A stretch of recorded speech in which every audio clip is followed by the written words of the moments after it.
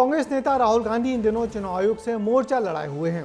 Voter list की गड़बड़ियों पर उनके किए खुलासे से फायदा आखिर किसे हुआ है, चुनाव आयोग को या विरोधी दलों को? इसी को समझने की कोशिश में पूरा देश व्यस्त है। राहुल ने वोटर लिस्ट में लाखों फर्जी वोटर दिखाए। ये वोटर कैसे जुड़ते हैं और कितना चुनाव बदल देते हैं, ये भी उन्होंने बताया। तो चुनाव आयोग ने भी यही कहा, मतदाता सूची में बोगस वोटों को ही तो बिहार में SIR की मदद से हटाया जा रहा है या साफ किया जा रहा है। फिर राहुल और तेजस्वी इस प्रक्रिया का क्यों विरोध कर रहे हैं? फिलहाल राहुल के उठाए मुद्दे और उन पर इंडिया गठबंधन की सियासत पर देखिए हमारी ये खास report. Please understand, this is not our data, this is EC data and EC कह रहा है कि हम फ्री एंड फेयर इलेक्शन करा रहे हैं और उनके डेटा में एक असेंबली में 1 लाख फेक वोटर्स हैं। पूरा का पूरा सिस्टम चोरी किया जा रहा है। चुनाव आयोग बनाम राहुल गांधी, एक ऐसी लड़ाई जो भारत के लोकतंत्र ने ना तो पहले कभी देखी ना कभी सुनी। एक ऐसी जंग जिसमें एक तरफ वो संस्था है जो देश में चुनाव कराती है, दूसरी तरफ वो नेता हैं जो इन्हीं के कराए गए चुनाव से संसद तक पहुंचे हैं। नेता विपक्ष बार बार आरोप लगा रहे हैं कि इलेक्शन कमीशन चोरी और सीना जोड़ी कर रहा है। वहीं इलेक्शन कमीशन का कहना है राहुल गांधी के दावे झूठे और किताबी हैं। अगर हिम्मत है तो राहुल आएं और शपथ पत्र दाखिल करें। वहीं राहुल गांधी कहते हैं, चुना हुआ सांसद हूं, मेरा एक एक शब्द किसी शपथ से कम नहीं। मुझसे इलेक्शन कमीशन एफिडेविट मांगता है, मुझसे कहता है कि मुझे ओथ देना है, ओथ लेना है। मैंने पार्लियामेंट के सामने, पार्लियामेंट के अंदर ओथ लिया है, इस संविधान के सामने ओथ लिया है। दिन था गुरुवार, समय करीब 2 बजे, जगह दिल्ली का कांग्रेस मुख्यालय, जहां राहुल ने फोड़ा चुनावी एटम बॉम्ब। राहुल ने कहा कि उन्होंने 2024 में बेंगलुरु सेंट्रल की लोकसभा सीट पर एक सर्वे किया है। इस सीट की महादेवपुरा विधानसभा का डेटा उनके पास है, जिसमें 1,250,000 वोटर्स फर्जी थे। अब सवाल यह है कि फर्जी वोटर आए कहां से? इसका गणित भी राहुल गांधी ने समझाया। आरोप लगाया कि एक ही वोटर ने कई बूथ पर वोट डाले। आरोपों की फहरिस्त में अगला आरोप एक वोटर के कई राज्य में रजिस्ट्रेशन का था। राहुल ने कहा कि इस सीट पर जो वोटर रजिस्टर है उसका वोटर कार्ड देश के अलग अलग राज्यों में भी है। तीसरा बॉम्ब गलत पते को लेकर फोड़ा गया। राहुल ने कहा कि वोटर लिस्ट में या तो एड्रेस ही नहीं है, अगर है तो गलत है।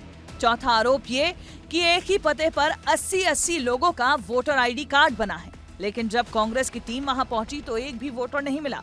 पांचवा आरोप लगाया कि फॉर्म 6 यानी फर्स्ट टाइम वोटर के नाम पर 70 से 80 साल के बुजुर्गों के नाम जोड़कर बीजेपी को वोट दिलवाए गए हैं। अब मामला बढ़ा तो बात दिल्ली से बिहार तक पहुंच गई। वहां हुए SIR यानी वोटर लिस्ट वेरिफिकेशन को भी विपक्ष ने वोट चोरी कह दिया। जवाब में गृह मंत्री अमित शाह ने मोर्चा संभाला, कहा कि नेता विपक्ष ये काम आपके परदादा ने ही शुरू किया था।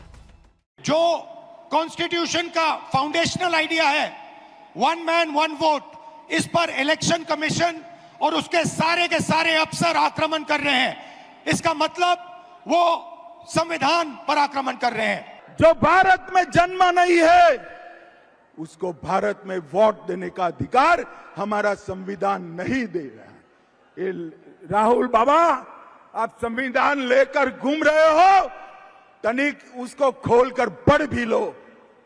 घुसपैठियों को इस देश की चुनावी प्रक्रिया में हिस्सा नहीं लेना है और इसीलिए वो SIR का विरोध कर रहे हैं, क्योंकि घुसपैठिए इनकी वोट बैंक है।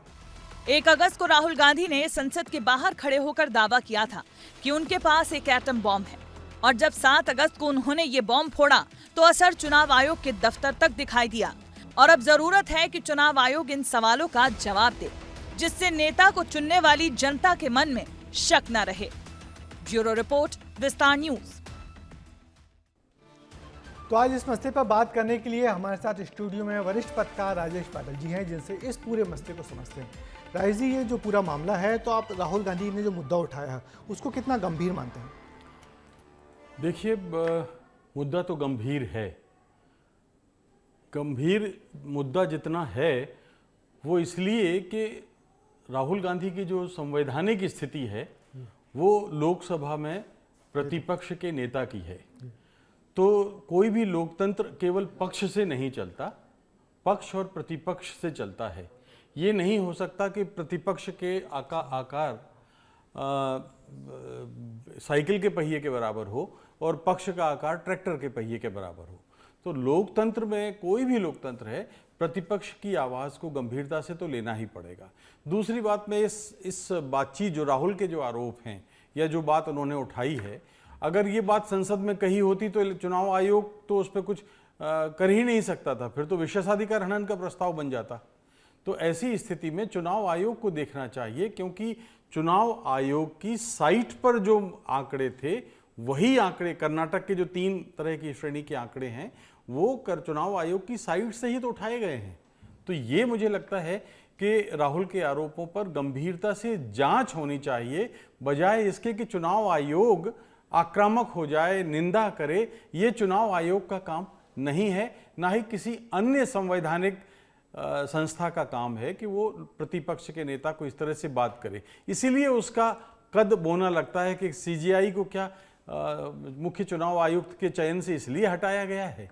हाँ, निश्चित ही ये जो पूरा मामला है राहुल गांधी ने जिस तरीके से उठाया है, और उससे इस मुद्दे के साथ साथ एक इस बात को भी बल मिला है जो इंडिया गठबंधन की बाकी पार्टियां भी कहती थी कि माहौल तो हमारे पक्ष में होता है मगर हम चुनाव हार जाते। तो क्या चुनाव हारने में ये सारे जो कारण हैं वो भी आपको लगता है कि बहुत मायने रखते हैं? देखिए, चुनाव हारना और जीतना उस वक्त की तात्कालिक परिस्थितियों पर निर्भर करता है। मैं ये नहीं कहता कि उस समय क्या होता, एक काल्पनिक सी बात है, लेकिन यकीनन अगर ये आरोप सही हैं तो चुनाव के परिणामों पे फर्क तो पड़ता।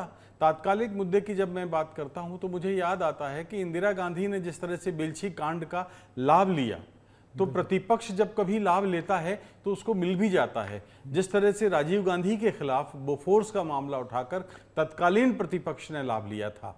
तो ऐसी स्थिति में मुझे लगता है कि प्रतिपक्ष की बात गंभीरता से लेनी मगर जिस तरीके से इस पूरे मामले में आयोग राहुल गांधी से शपथ पत्र मांग रहा है, तो आपको क्या लगता है कि ये चुनाव आयोग की खास प्रक्रिया है या सिर्फ मामले को लिंगर ऑन करना है?